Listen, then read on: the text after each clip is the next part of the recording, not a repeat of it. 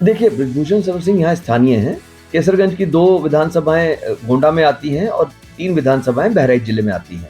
वो स्थानीय हैं और उनके ऊपर यहाँ पर इस क्षेत्र में ऐसा कोई आरोप यौन उत्पीड़न जैसा या इस कोई आरोप ऐसा उन पर नहीं है। वर्तमान सांसद की लोकप्रियता उस इलाके में, उस संसदीय क्षेत्र में बरकरार है। बृजभूषण शरण सिंह, नाम सुनते ही कुछ भारी सा लगता है।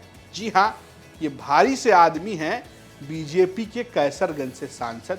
आप तो मुझे लगता है कि जानते होंगे, क्योंकि पिछले 1 साल से इन्होंने उत्तर प्रदेश में इतनी सुर्खियां बटोरी है जितनी जीत के बाद योगी आदित्यनाथ ने भी ना बटोरी होगी। क्योंकि पहले अपनी सरकार की धज्जियां उड़ाने की बात कर लीजिए, या फिर रामदेव पर हमला करने की बात कर लीजिए, या मुंबई से जो दिल्ली आ रहे थे राज ठाकरे, उनको अपने बदौलत रोक देने वाली बात हो, या फिर सीधा महिला पहलवानों का बहुत गंभीर आरोप, और जिसके बाद उनके तमाम जवाब और तमाम एक तरीके से कह सकते हैं अक्खड़पन या टिका रहना इन सब आरोपों के खिलाफ।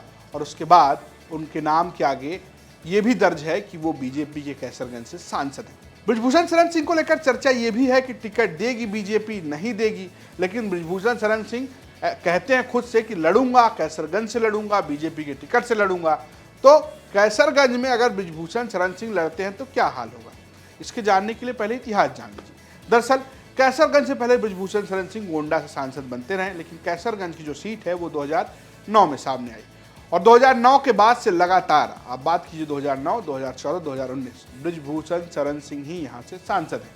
लेकिन एक अंतर है, 2019 में, 2014 में वो बीजेपी से सांसद रहे, लेकिन 2009 की अगर आप बात करेंगे तब वो समाजवादी पार्टी के सांसद थे। इससे पहले जब ये कैसरगंज सीट नहीं थी, जब ये परसिमन में सामने नहीं आई थी, उससे पहले इस इलाके में बेनी प्रसाद वर्मा का अच्छा खासा प्रभुत्व था, जो समाजवादी पार्टी के दिग्गज नेता थे।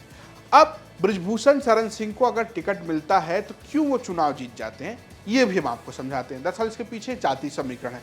इस सीट पर मुस्लिमों की संख्या अच्छी है, दलितों की संख्या अच्छी है, लेकिन जो डिसाइडिंग फैक्टर है वो ये है कि यहाँ पर ब्राह्मण और ठाकुर यानी कि क्षत्रिय, जिससे बृजभूषण शरण सिंह भी आते हैं, उनकी संख्या बहुत महत्वपूर्ण है और वो हार जीत तय करने में महत्वपूर्ण भूमिका निभाते हैं। एक अनुमान के मुताबिक कैसरगंज सीट पर सबसे ज्यादा संख्या मुसलमानों की है, जो करीब 22% है। दलितों की संख्या करीब 18.1% है। इसमें जाटों के साथ साथ पासवान की संख्या भी बहुत अच्छी है, यानी कि अगर आप जाटों की बात करेंगे तो करीब 7.8% है, और पासवान जो है वो 10% के करीब है। वहीं ब्राह्मणों की संख्या 17.8% है, यादवों की संख्या 11.5% है, क्षत्रियों की संख्या 7.8% है, और निषादों की संख्या जो है वो 7.4%। इसके अलावा लोध, कुर्मी, इनकी भी जो संख्या इस सीट पर ज़्यादा है। दरअसल बृजभूषण शरण सिंह एक स्थानीय नेता है, उनका अपना एक बाहुबल है, एक प्रभाव है, जिससे उनको सभी वर्गों का वोट मिलता है। साथ ही साथ खासकर यादव, क्षत्रिय और ब्राह्मणों का वोट उनको मिलता रहा है। हालांकि उनकी अदावतें भी ऐसी रही हैं, लेकिन इसके अलावा भी अगर आप देखेंगे तो यादवों का जो वोट है इस इलाके में बृजभूषण को मिलता रहा है, चाहे वो समाजवादी पार्टी में रहे हों, चाहे वो बीजेपी में रहे, क्योंकि वो इसको लेकर काफ़ी अपफ्रंट रहते हैं कि वो पहलवानों की बात करते हैं, और खास जाति यानी कि यादवों की जात से पहलवान अच्छे खासे आते हैं। और जब अखिलेश यादव ने बृजभूषण शरण सिंह के खिलाफ कुछ नहीं बोला था, तब भी उन्होंने ये दावा किया था कि मेरे संबंध इसलिए अच्छे हैं क्योंकि मैं पहलवान। लेकिन क्या ये बीजेपी का ये पहलवान अपने इलाके में खड़ा है, ये सवाल का जवाब जानने के लिए हमने बात की स्थानीय पत्रकारों से। देखिए, बृजभूषण शरण सिंह यहाँ स्थानीय हैं। केसरगंज की 2 विधानसभाएँ गोंडा में आती हैं और 3 विधानसभाएँ बहराइच जिले में आती हैं। वो स्थानीय हैं और उनके ऊपर यहाँ पर इस क्षेत्र में ऐसा कोई आरोप यौन उत्पीड़न जैसा या इस कोई आरोप ऐसा उन पर नहीं है। वर्तमान सांसद की लोकप्रियता उस इलाके में, उस संसदीय क्षेत्र में बरकरार है। तमाम आरोप प्रत्यारोपों से यहाँ की जो जनता है वो विचलित नहीं है। उसको लगता है कि हमारे सांसद को एक साजिश के तहत, या ये कह दिया जाए कि राजनीतिक फ़ायदा उठाने के लिए या उनकी छवि खराब करने के लिए कटघरे में खड़ा किया गया है।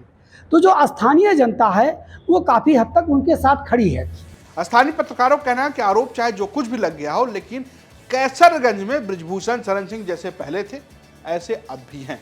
उनको हराना इतना आसान नहीं है। अब बड़ी बात यह है कि क्या बीजेपी उनको टिकट देती है, अगर देती है तो वेल एंड गुड, नहीं देती है तो वो किस पार्टी से चुनाव लड़ते हैं, और अगर वो किसी अलग पार्टी से चुनाव लड़ते हैं तो बीजेपी किसको टिकट देती है, और अगर वो बीजेपी से लड़ते हैं तो उनके खिलाफ कौन उम्मीदवार बनता है, क्योंकि इससे पहले जो लड़े थे ब्रिजभूषण शरण सिंह तो 50% से ज़्यादा वोट हासिल किए थे। सेकेंड पोजीशन पर रहने वाले समाजवादी पार्टी के प्रत्याशी को सिर्फ 30 से 33% वोट मिले थे, यानी कि ब्रिजभूषण का दबदबा इस सीट पर है। ये तो रही बात कैसरगंज सीट की, लेकिन अगर आप अपनी सीट के बारे में जानकारी चाहते हैं तो आपको करना होगा काम, आपको जाना होगा लोकसभा इलेक्शन 2024 कौन जीतेगा यूपी के प्लेलिस्ट में। अपनी सीट की जानकारी तो मिलेगी, साथ ही दूसरी सीट की भी जानकारी मिलेगी। और अगर ये भी जानना चाहते हैं कि आपके इलाके के लोग क्या सोच रहे हैं तो ये भी जानकारी आपको यही मिल जाएगी। ये स्टोरी आपके लिए भेजी थी बहराइच से हमारे सहयोगी रामबरन ने, प्रस्तुत किया है मैंने रजत ने, और कैमरे के पीछे हैं दीक्षा। देखते रहिए यूपी तक। नमस्कार।